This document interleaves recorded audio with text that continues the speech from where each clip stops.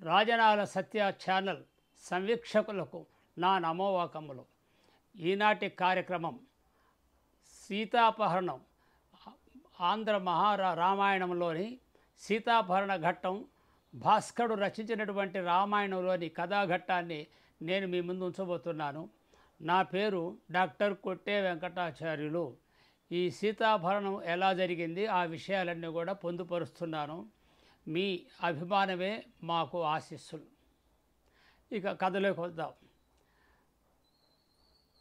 మాయలేడి వెంట రాముల వారు వెళ్ళిపోయారు దాన్ని బంధించడానికి. అక్కడ మారీచుడని తెలిసిన తర్వాత రాముడు వాడిని చంపేశాడు. మాయలేడిని తెలిసిన తర్వాత రాముడు వాడిని జింకను చంపేశాడు. అతడు పెద్ద ఆర్తనాదం చేశాడు రాముని గొంతుపెట్టి. సరే, ఇవన్నీ అందరికీ తెలిసిన విషయాలే. అప్పుడు సీతాదేవి లక్ష్మణుని వెళ్ళమంటుంది. లక్ష్మణుడు అంగీకరించలేదు. కానీ ఆమె బాగా కోప్పడి ఒక రకంగా దుర్భాషలాడి పంపించింది. ఆయన వెళ్ళిపోతాడు. ఇప్పుడు సీతాదేవి పర్ణశాలలో ఒంటరిగా ఉన్నదన్నమాట. ఈ అదను చూచుకొని రావణాసురుడు మాయ సన్యాసి వేషంలో వచ్చి ఉన్నాడు. అక్కడి నుంచి ఈ ఉపన్యాసం ప్రారంభం అవుతుందన్నమాట.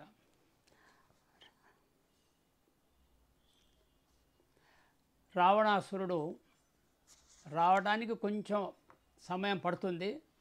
అదే సమయంలో సీతాదేవి మనస్సులో కూడా ఒక రకమైనటువంటి భీతి ఆవహించింది. ఎందుకంటే ఆమె ఇప్పుడు ఏకాకి, ఒంటరిది. ఏదైనా రాక్షస మాయలు ఏమన్నా జరుగుతున్నాయా అనేటువంటి భావం ఆమెలో ఏర్పడింది. అంటే ఆమెను కాపాడడానికి రాముడు లక్ష్మణుడు ఇద్దరు కూడా దూరంగా ఉన్నారు, పర్ణశాలకు దూరంగా ఉన్నారు. ఇప్పుడు ఆమెలో భయం చోటు చేసుకుంటుంది.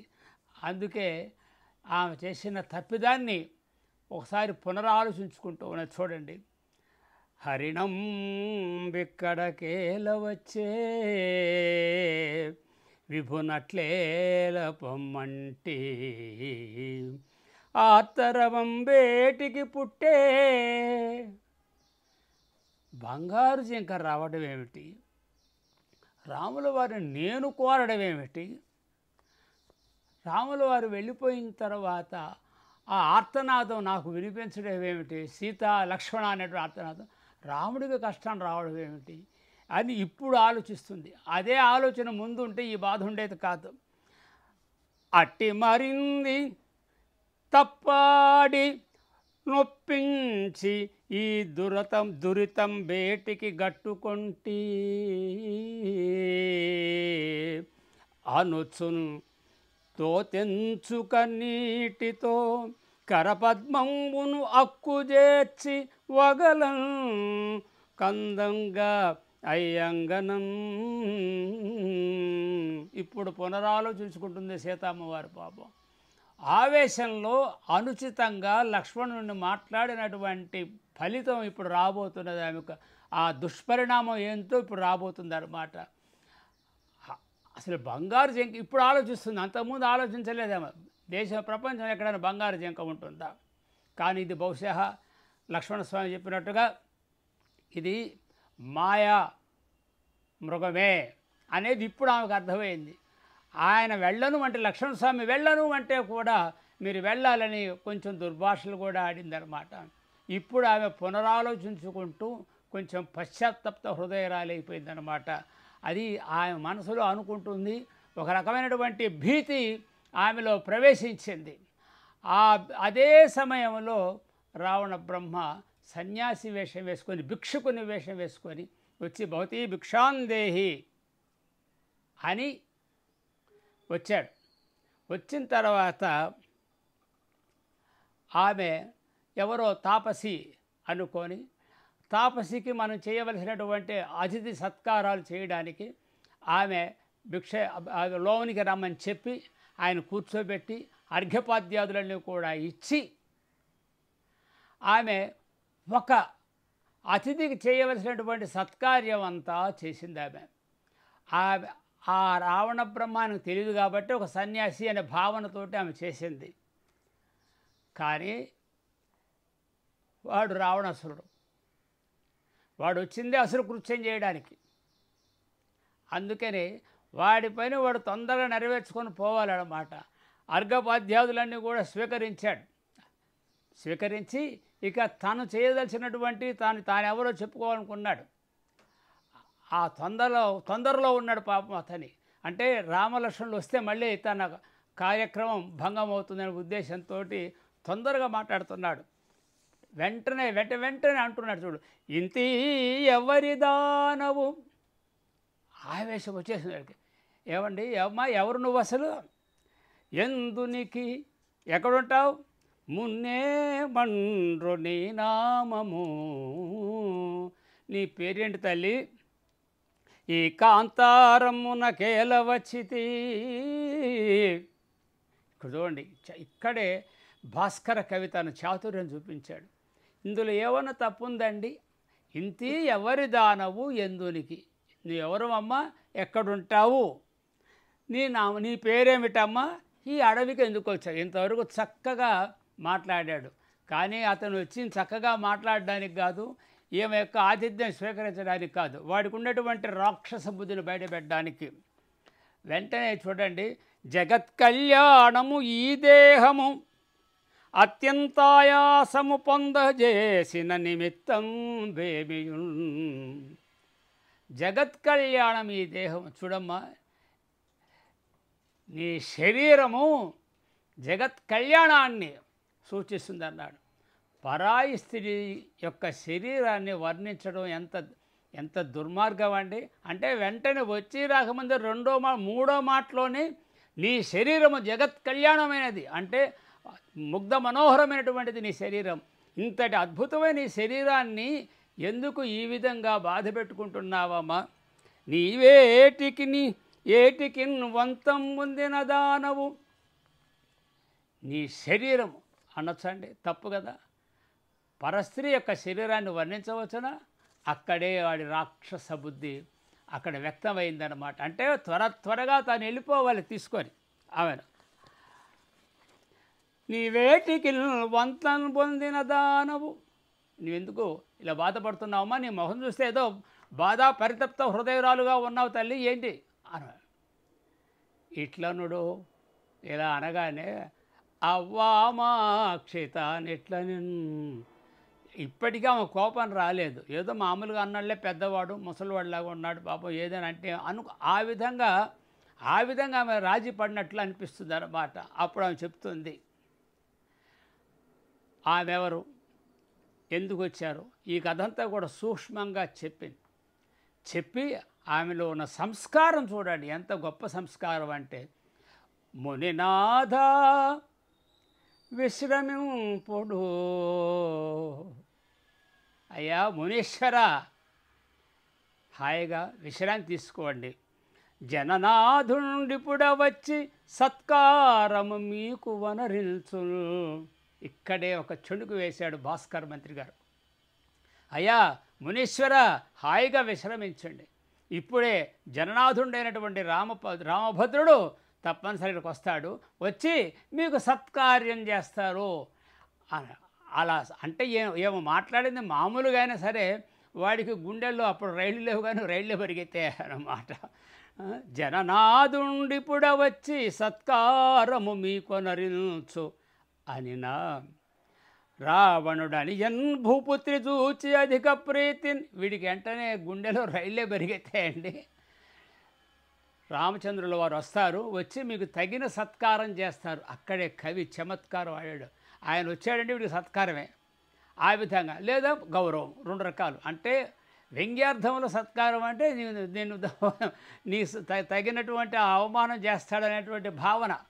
కానీ పైకి మాటల్లో సత్కారం అంటే మీకు అతిథి సత్కారం చేస్తారని. ఆ మాట అనగానే అతనిలో కొంచెం వేగం పుంజుకుందన్నమాట. పుంజుకొని అప్పుడు చెప్తాడనమాట, ఇంకా లాభం లేదు, ఉన్న విషయం చెప్పి తొందరగా తన పని తాను ముగించుకోవాలనుకున్నాడు. కమల భవుండు తాత. ఈ పద్యం కూడా భాస్కరుడు అద్భుతంగా చెప్తాడు. కమల భవుండు తాత, బ్రహ్మ నా తాత, గుణగణ్యుడు విశ్రవసుండు తండ్రి. బ్రహ్మకుమారుడు అయిన విశ్రవసుడు నా తండ్రి. హేమమయ వినూత్న రత్నమయ మండితమాత్మపురంబు లంక.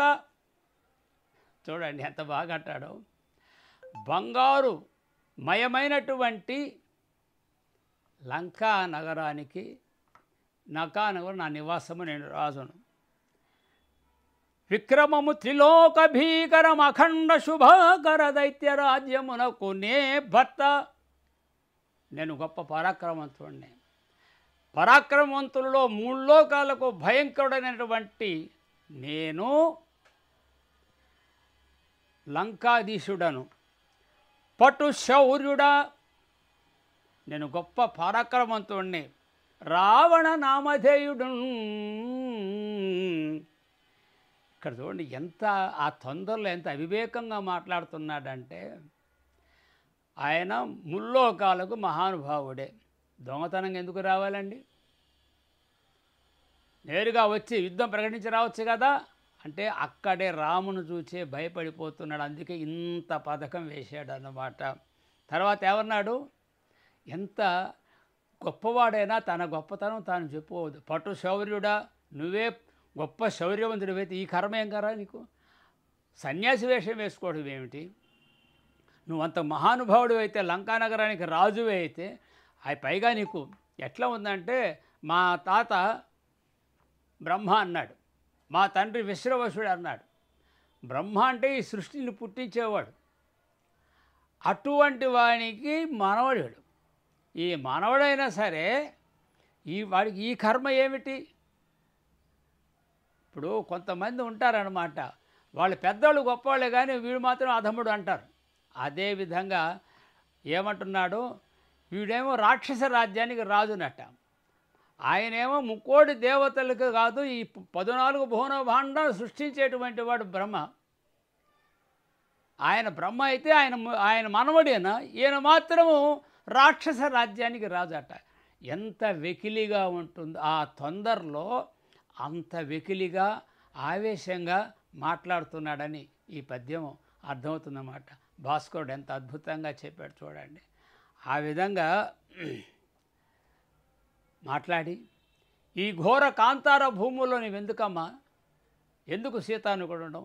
రా నాతోటి రా, లంకానగరం తీసుకుపోతాను. అక్కడ నీకు సమస్త సౌఖ్యములకు సంబంధించినటువంటి అనేకములైనటువంటి ఏది కోరితే అది నేను నీకు ఏర్పాటు చేస్తాను, నా వెంట రమ్మని ఒక దుర్మార్గమైనటువంటి మాట మాట్లాడాడు. అంటే పరస్త్రీతో మాట్లాడకూడనటువంటి మాటలు అన్నీ కూడా మాట్లాడాడు. ఆ తర్వాత తన ప్రయత్నం తాను ప్రారంభం చేయాలని ఉద్దేశం. తాను ఎందుకైతే వచ్చాడో ఆ పని ప్రారంభానికి ఇవన్నీ ముందు ఇదనమాట. అంటే సీతాదేవి ఇప్పుడు కోపం వచ్చిందండి, బాగా కోపం వచ్చింది. కోపం వచ్చి చెప్పిందనమాట, గరళంబెత్తుగా క్రోలగా దలచితే, ఎరా విషం తాగాలని కోరుకుంటున్నావా? విషమని తెలిసి తాగాలని కోరుకుంటున్నావా? కష్టాత్మ, వరి దుర్మార్గుడా, కందర్ప సంహరు చక్రాయుధు పద్మజున్ గడుచు ఉద్యచ్చేదు శ్రీరాముని యవ్వానిగా చూచితి. అది కందర్ప సంహారం అంటే పరమేశ్వరుడు, చక్రాయుధుడు శ్రీ మహావిష్ణువు, వీళ్ళందరినీ మించిన పరాక్రమం కలిగినటువంటి వాడు, పరాక్రమశాలి శ్రీరామచంద్రుడు.